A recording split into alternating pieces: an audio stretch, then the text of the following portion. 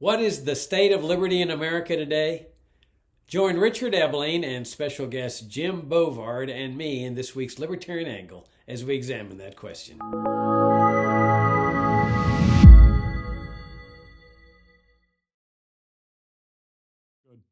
Hi, I'm Jacob Hornberger, president of the Future of Freedom Foundation, and welcome to this week's Libertarian Angle, the show that you all know brings you the principled case for the libertarian philosophy. And I'm joined this week not only by my co-host Richard Ebeling, professor of economics at the Citadel, but to the famous Jim Bovard also.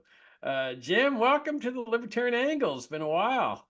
Jacob, Richard, it's good to see you guys again. I'm glad to see that you guys are both keeping the moderates on the run.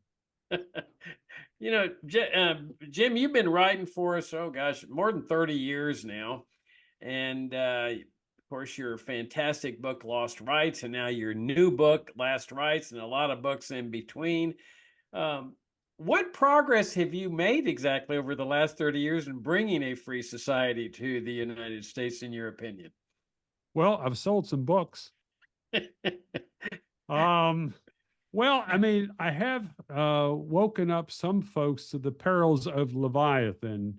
I've strived to portray government action in a lucid, concrete form that people can recognize that government is not some benevolent hovercraft hovering over their lives, waiting to give them a little bump or a nice little push in the right direction.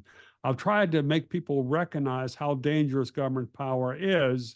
And just the fact that the 2024 presidential race is between Donald Trump and Joe Biden, it proves I've done great. Yeah, now I'm pulling your leg because Richard and I have often laughed over the fact that we've been doing this for 34 years, and each year freedom has gotten worse. But you're right. Our job is to address the remnant, the people that break through to see the truth, and to plant seeds of liberty in other people's minds as to the bad trajectory that the United States has been on and continues to be on. And you've been doing yeoman's work. I mean, it's just been a real honor that you've been writing for us for these 30 years. Thanks And very much. yeah, and bringing people's attention to what's going on. Your new book, Last Rights, I'm curious as to whether you misspelled rights. Did you mean to put R-I-T-E-S? Well, I think that that'd be a violation of my Huguenot pedigree. Yeah, so I was trying to vivify how freedom has changed. I mean, Lost Rights came out 30 years ago, and I'd never expected that in hindsight, the 1990s would be practically a golden age of liberty, because things have gotten so much worse since then. And it's also one of the things that is downright spooky is to see how much how people have become a lot more docile. There was that survey of a few months ago that showed that 30% of adults in their 20s would approve of mandatory government surveillance cameras in their own homes to prevent domestic violence. You know, this is a question of triage. There are a lot of people who are just beyond redemption who will never wake up. And it was like people that were born to grovel to big government. And it seems like there's a lot more now than there were back when FFF got rolling in the 1990s. That's a fascinating point, and I'll just make another comment and then turn it over to Richard. But I've always maintained that one of the biggest problems we have in this country is the fact that people honestly believe they're free. I mean, they go around singing that Lee Greenwood song, well, at least I know I'm an American because I know I'm free, or thank God I'm an American because I know I'm free. And Only in Texas. my favorite quote in this whole movement over the last 34 years of doing the Future of Freedom Foundation is Goethe's quote: "None are more hopelessly enslaved than those who falsely believe they are free." But I've come to the point where I really think that Frank Shuttleworth had it right on methodology, that it's impossible to convert people to libertarianism. I mean, I have friends, I have relatives, close relatives, that you could sit in a room with them for 3 weeks and make them read Lost Rights and Last Rights and all other kinds of libertarian books and give them lecture after lecture, it wouldn't do any good. They're impossible to convert. They will not consider libertarianism. They consider it just too radical. They're satisfied with the kind of society we live in. They're satisfied that this is a free society. And so our job really, as Shutteroff pointed out, is not to make libertarians, but it's to find them, to find the people that are like us, that can achieve this breakthrough, that are receptive to the truth. And then we work on building a critical mass of those people that will bring the paradigm shift that we're all striving for and we've been working for over 30 years. Richard, what do you think? Go ahead, Jim. Frank Shutteroff is one of the most underrated libertarian writers. He had a superb writing style, and it did not have the pretensions that Albert J. Knox style was tarnished by, and later William F. Buckley was even more tarnished by. But I was captivated by Shutteroff's essays when I first read them in my early 20s, and going back and rereading them, still a lot of excellent lines. I think there's a middle ground. I think that if we're counting on the people that are born libertarian, we're screwed. It's interesting. The Washington Post had an op-ed by the president of Cato on the day before the Libertarian National Convention, and he was bashing the direction of the Libertarian Party as far as leaning towards the Mises Caucus. But it was fascinating. I think it got like about 800 comments, and about 774 of those simply hated libertarians of any stripe, any kind, of any association. The level of hostility towards libertarianism is off the charts, far greater than it was even 10 years ago. But I think there are a lot of people who can be reached, at least in part. So, Richard, I'm sorry to cut in there. What was your thought? Well, I was just going to sort of make a kind of a contrast, which you were alluding to, Jim. You know, partly because of my interests in history and intellectual trends and what I find just worthwhile learning about. You know, I've read a lot of books by classical liberals, free marketeers, in the period between the two world wars. And often they would point out the danger and the peculiarity of the acceptance, the docility, the subservience of people on the European continent. Of course, they were talking about Mussolini's Italy, Hitler's Germany, some of the other authoritarian countries that were existing in Central and Eastern Europe already as well, and contrasted to especially Great Britain or the United States. Now, of course, we're talking about, you know, FDR being in the White House, but there was a clear contrast that these people have either never had or they've lost an idea of individual freedom, questioning the authority of the state, a belief that the individual should have free interaction with others. They're looking for a political paternalist to care for them, the cheering of the leader, compared to the British and American traditions of suspicion of everything that government does, the arena of a private realm in which the individual is both responsible but at liberty to guide and direct his own life, and that compulsion should be minimized and not maximized. Now, of course, you could talk about the 30s also had FDR and everything was, but I'm talking about a cultural attitude, a mindset, a sense of what's more right and wrong.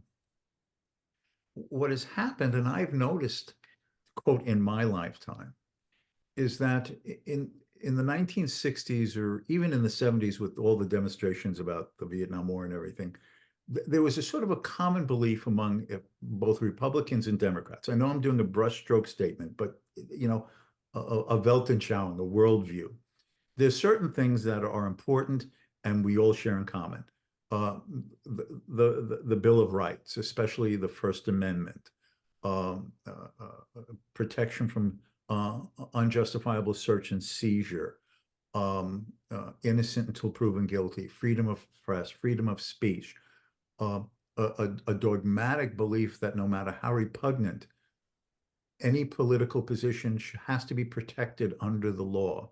The classic example is when the ACLU defended the Nazi party to march in Skokie Illinois, which is a northern suburb that was then highly populated by Jews, even some who were survivors of the Holocaust. And of course, the ACLU was attacked. But they said this is a matter of principle of a free society, no matter how vile you may think another point of view is. And in a sense, there were certain notions of societal, political, and cultural rules of the game of a free society. And however you can point holes in that, a general conception in many people's shared minds in our society, that has been diminishing and disappearing until now. Okay, until now, it is non-existent. People have no notion of an arena of even their own home, as you were saying about the surveillance that the state should not intrude into. That there are certain things that I'm responsible for. Free association, freedom of speech, freedom of what I can say to whom, however much others may not like it, or they may say things that I find objectionable. There's a totalitarian dogmatism, a docility to accept a party line and to fervently defend it. You see this with this chanting, with these latest pro-Palestinian demonstrations. From the river to the sea and colonizers. I mean, this is the same type of propaganda slogans that if you have any knowledge of history, you'd hear Germans shout at rallies with Hitler or the Soviets under Stalin. These party lines and the crowds cheering and willing to put someone on a trumped up charge trial or just attack them. And this is what we're sinking to.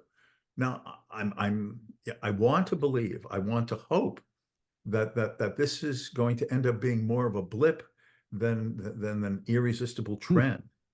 But regardless whether it's a blip or an irresistible trend, I think that the bottom line is, as what Jacob was saying, is that however it is looking to the future, the friend of freedom, the advocate of liberty, the person who cares about the dignity and the autonomy and the respect for the individual and the sanctity of his life in free association with others must, as a matter of principle, be continuing to argue for these ideas, view it, even if it's like Knock was saying in Charter of a Remnant, that's our task. And what is seen and what is unseen, you don't know upon whom the seeds fall and how they can help ideas grow in other people's minds. And if I could just add one other thing about Frank Chodorov, you're a true individualist when he entitles one of his books, One is a Crowd. When you're alone and you feel there are too many around you, you're a real individualist. Yep, he had a lot of wonderful lines, and he's so underappreciated. You'd mentioned the ACLU. When I was doing writing Last Rites, so doing a lot of research on the evolution of the ACLU, and one of my favorite examples was in September 2021, President Biden dictated that 100 million adult Americans must get the COVID vaccines. Right. And this happened after the White House arm twisted the FDA to approve the vaccines in spite of health dangers, myocarditis, and other problems. But the White House pressured the FDA to approve, and then the ACLU came out and said that the vaccine mandate was consistent with Americans' freedom because some kind of BS, freedom from infection or something like that. Another point, we're talking about the change in atmosphere as far as how people view things. That's something which I see talking to folks in DC. I was leading a hike a while back, and there were a shooting the bull with folks ahead of the hike. There was one lady, 50-ish lady, kind of well fed. But she was, I think she asked what I did, and I said, I just shrugged and said that she asked what I did for a living, and I shrugged and said, I throw rocks at the government. And she frowned and she said, well, that sounds like a white supremacist kind of thing to say, so you should be careful to not say that. And I was thinking like, oh my goodness, that was a bellwether. I mean, the the level of fear. She and I chatted a little more, and for some reason, she never came back for another hike. Big loss. So, Jim, tell me about your new book, or tell us about your new book, how it differs from Lost Rights, and just give us a synopsis of what you were hoping to accomplish with this book. Well, this book, actually, shit, I should be ready for that question instead of sitting here like a deer in the headlights. What I've tried to do is capture how broad government power has stretched with this. Americans today have their freedom to be fleeced, groped, wiretapped, injected, censored, ticketed, disarmed, beaten, vilified, and maybe shot by government agents. Politicians are hell-bent on protecting us against everything except the government. We're defaulting into a cage-keeper democracy which people merely ratify the latest demolition of their rights and liberties. And what I was trying to do with this is capture vividly and to document a lot of footnotes, as always, maybe too many, but to let people walk through what's happened to their rights and liberties. I was talking with someone. We were talking about libertarians and stuff, and I kind of made the point. It might be helpful if libertarians understood the policies that they opposed, because there's a lot of cases in which simply people think that if you announce that you hate the state, then you have fulfilled your entire intellectual obligation to humanity. But it doesn't work that way. If you're trying to persuade people to your point of view, and we still have quite a bit of freedom in this society, it is still possible to curb political power, at least to a degree, with persuasion, by waking a lot more people up to the danger. And what I've always tried to do is find the examples, to find the quotations, find the court cases that show how far government power has stretched and how dangerous it has become. Yeah, that mindset that the biggest threat to our freedom lies with our own government was an inherent part of what went into the founding fathers' thinking, the Constitution. They understood that the greatest threat to our freedom and our well-being does not lie with some foreign regime. It lies right here internally. And one of the great accomplishments that you've made, and why I just absolutely love your writing and the fact that you've written for us, is that you're able to capture that in detail in terms of what the government's actually doing, that reflects this notion that government is the greatest destroyer, the greatest threat to our freedoms. And I don't know of anyone that is able to do that better than you. Thanks very much. I really appreciate that. I've tried to do that, and there are times where I think, well, yeah, I did a wonderful job, and then it doesn't get traction. And it's sort of like you're doing target practice, and you feel like you're hitting the bullseye again and again, but the target never goes down. Instead, the target gets bigger, and sometimes it shoots back at you. If I can ask, I frequently catch your articles in the opinion section of the New York Post. I don't know how many of the pieces you submit get accepted, but I notice it irregularly but frequently. And what kind of feedback do you ever get, either from the editorial staff of the Post or from readers who may comment or contact you? Well, I had a story there on, I guess, was it yesterday? They got about 500, almost 500 comments. And there was a rating for a thumbs up or thumbs down on the article. And I think 381 readers gave it a thumbs up and one reader gave it a thumbs down. So I've been doing some YouTube. The New York Post has got a superb video team, and I've done a few videos talking about the articles for them. The last one got about 3,500 views over this past weekend. The one before that got over 15,000. And I appreciate the opportunity I mean, part of what's different about writing for them is that they appreciate my sense of humor. Mhm. I mean, for some reason, a lot of libertarians are kind of like, I think that might have been a joke. I'm not sure. I gotta check to see if he says in the footnote, was that a joke? So, but there's a playfulness opportunity there, which I appreciate, and there are a lot of issues which I agree with them on. So, no, I've gotten very positive responses from editors there, and I've certainly appreciated the opportunity. Yeah, I mean, one of the things that's most impressed me is how you've been able to get your stuff printed in the mainstream press. I mean, look at the publications you've written for in the past, Wall Street Journal, you're on the Yeah, in the USA. past, Yeah, in the past, but I mean, they change, editorial divisions change, but the fact sure, that sure, you've gotten your perspectives published, I take it you're still on the USA Board of Contributors. still listed. Yep. Yeah.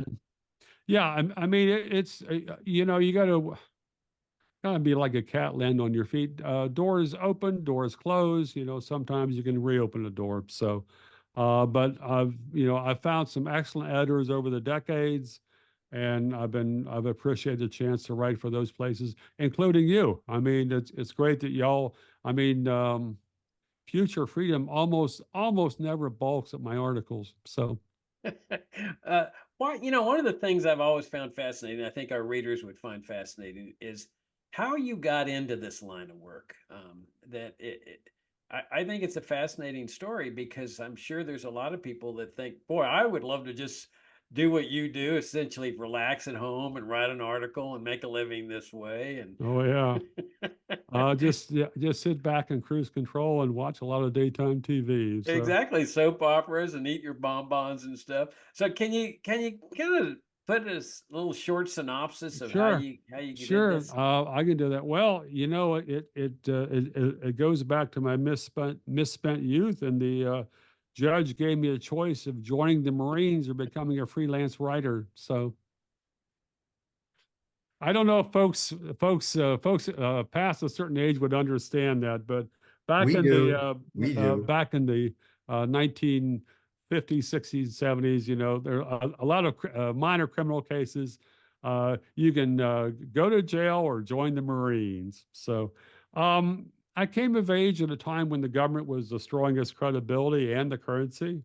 Um, I was collecting rare coins and doing a little wheeling and dealing in silver and gold at the time that Nixon took the U.S. off the gold standard. I watched the inflation rate skyrocket. I watched the government's credibility fall to pieces with Vietnam and then Watergate. Um, when I was 17, I was busted on bogus charges of armed robbery and carrying a concealed weapon. I got interrogated for half the night. I wouldn't sign a false confession.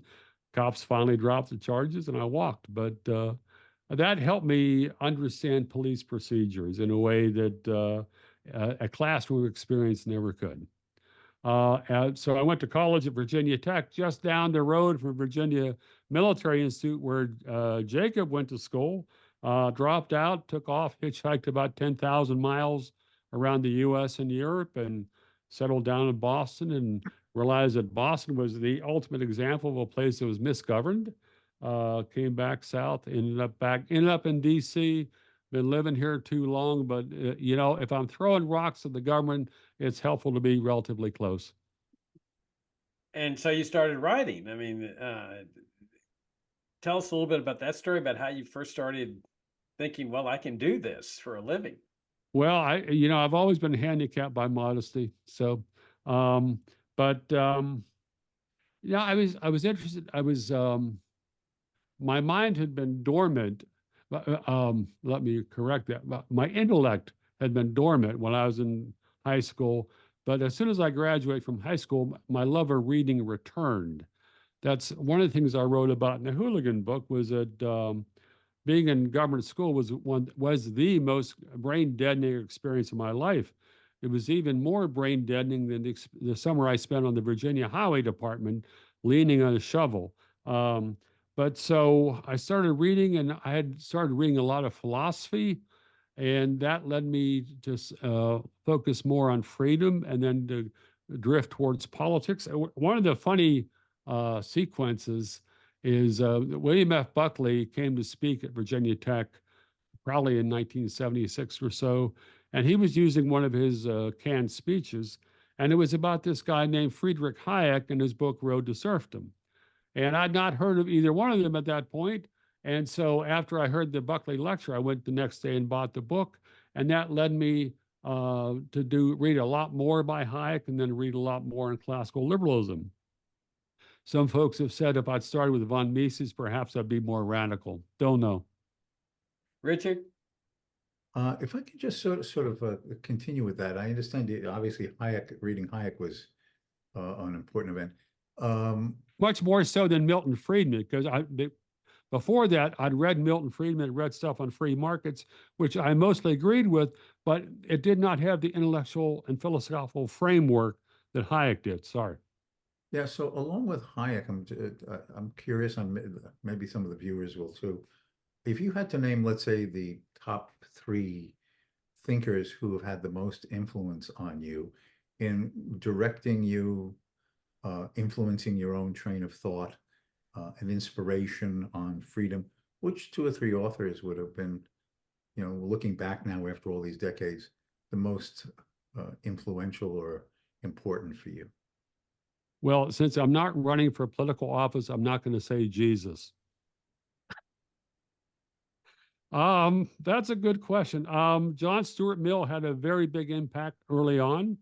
A number of the philosophers, Thoreau had a big impact. I later kind of, same with John Stuart Mill, later had a lot of doubts.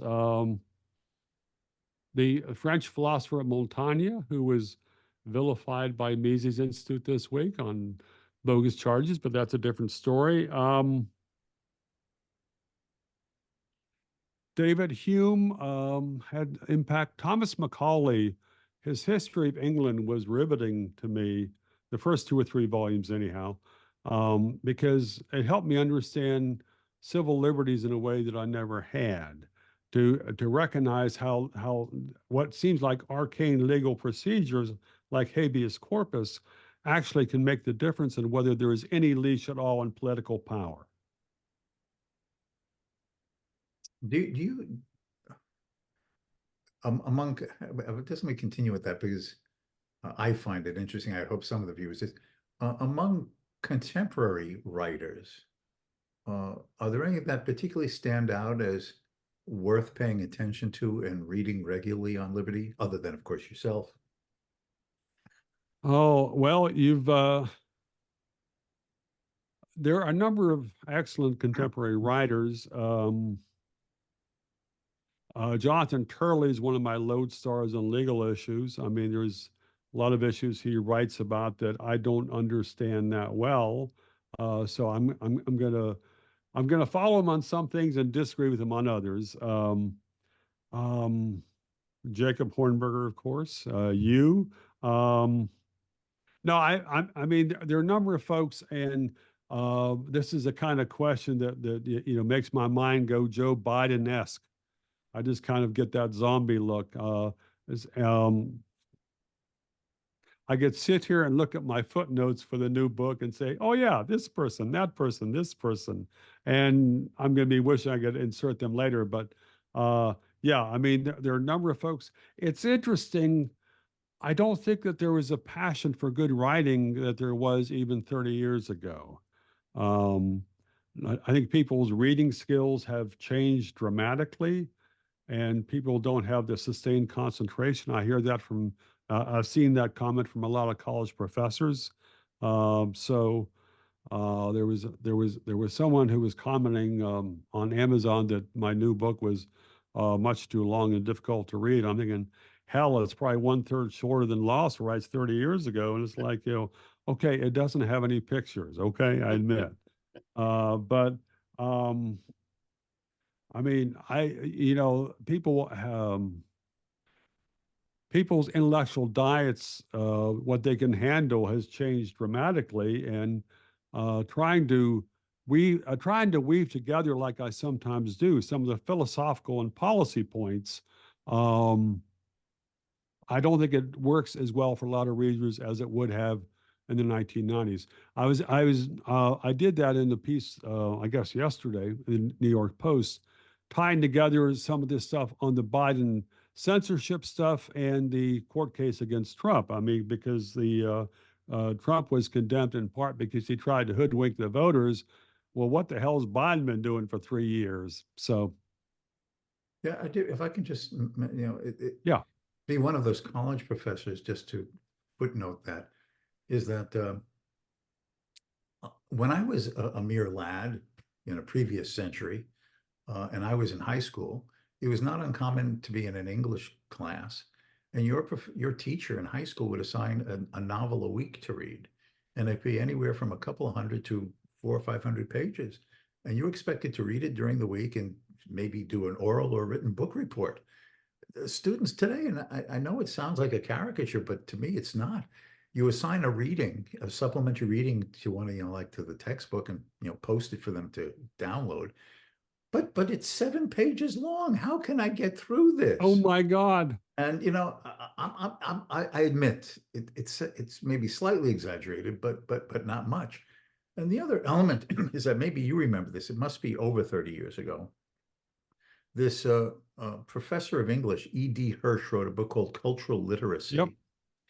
And he was pointing out the importance of having a working knowledge, not like a professor does, but you went through an education. And, if a quote is thrown out from Shakespeare, like there is a tide, you know what it means is that there's a certain time when you take advantage of a situation or it's going to be gone. But if someone quotes a line like there is a tide, first of all, they don't know what you're alluding to, and they don't know it's from Shakespeare.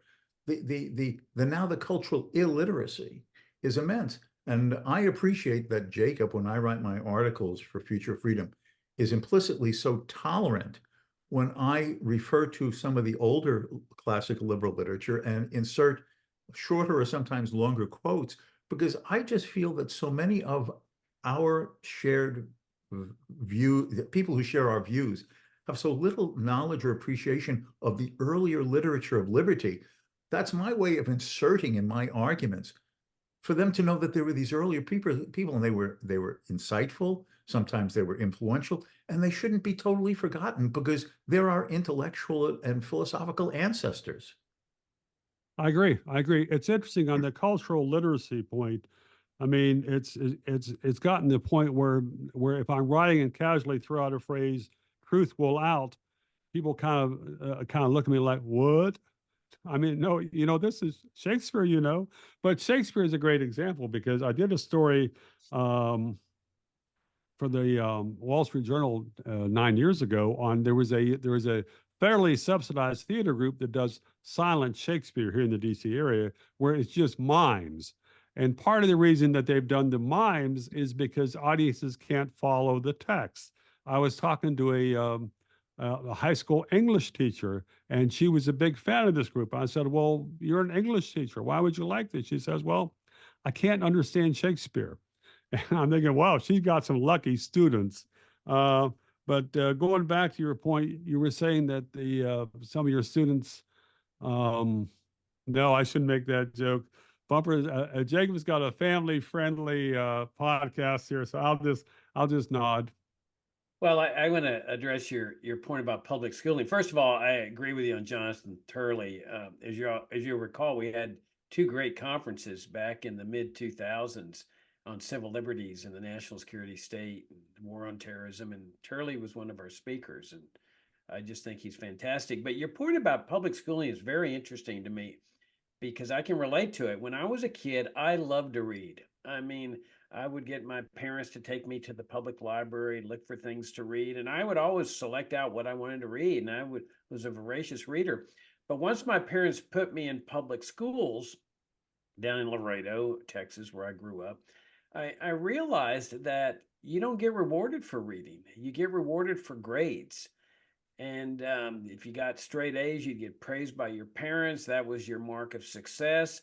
And so I pretty much lost my love of learning, of reading, in order to memorize all the stuff that was needed to get the straight A's. And it wasn't until much later when I discovered libertarianism when I got this love of learning back. And that's really the whole idea of education. The word education, its Latin derivative is seeking. It's not a cramming process. It's when you get hungry for something and you just can't get enough of it, learning this aspect and learning that aspect. And that's what one of my big beefs with public government schooling is. It destroys that natural love of learning that adheres to children. Absolutely. Yep. It certainly had that effect on me, and I've almost recovered.